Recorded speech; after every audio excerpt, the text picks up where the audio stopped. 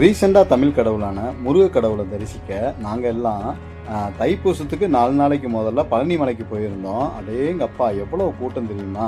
அந்த கூட்டத்தில் கடுகு போட்டாலும் கீழே விழுகாது அப்படின்னு சொல்லுவாங்க. அதே மாதிரி பக்தர்கள்லாம் நிறைய பேர் தங்கள் ஊரில் இருந்தே கால்நடையாக வந்திருக்காங்க.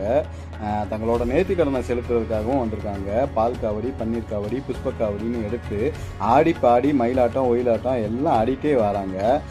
அதே மாதிரி இந்த தமிழ் கடவுளான முருக கடவுளை வந்து பார்க்குறதுக்கே ரொம்ப பரவசமான நிலையில் இருக்குது. அதே மாதிரி இந்த பேட்ரி காரு அப்படின்னு சொல்லுவாங்க. அந்த பேட்ரி கார் மலையை சுற்றி போகுது. இது ரோப் காரு, அதை நீங்கள் பார்த்துட்ருக்கீங்க. இந்த ரோப் காரில் ஏறியும் போகிறாங்க. அதே மாதிரி விஞ்சு, அந்த பூஜை சாமான்களை எடுத்துகிட்டு போகிறதுக்கான விஞ்சு இருக்குது. அதே மாதிரி இந்த கிரிவல பாதை ஃபுல்லாக வெறும் கோயிலாக தான் இருக்குது. எத்தனை தெய்வங்கள் இருக்குது தெரியுமா! அதை நம்ம சாமி கும்பிட்றதுக்கே ஒரு பாக்கியம் வேணும். அந்த அளவுக்கு தெய்வங்கள்லாம் நிறைய இருக்குது. ஒரு வழியாக நாங்கள் கிரிவலம் சுற்றி முடிச்சுட்டு அந்த முருகனை தரிசிக்க பழனி தண்டாயுதபாணி திருக்கோயில் முன்னாடி நாங்கள் வந்துட்டோம். இந்த காட்சிகள்லாம் ரொம்ப பரவசமாக இருந்துச்சு. அதே மாதிரி ஆட்டம் பாட்டம்லாம் ரொம்ப சூப்பராக இருந்துச்சு.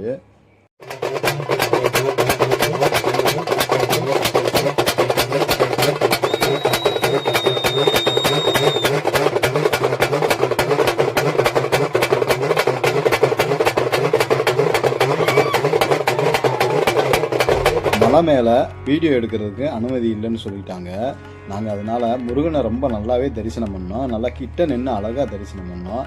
எல்லாரோட நலம் வேண்டி கிட்டத்தட்ட 1 மணி நேரம் நாங்கள் வரிசையில் நின்று போனோம். இந்த மாதிரி அனுபவம் உங்களுக்கு இருந்துச்சுன்னா கமெண்டில் ஷேர் பண்ணுங்கள் நண்பர்கள்.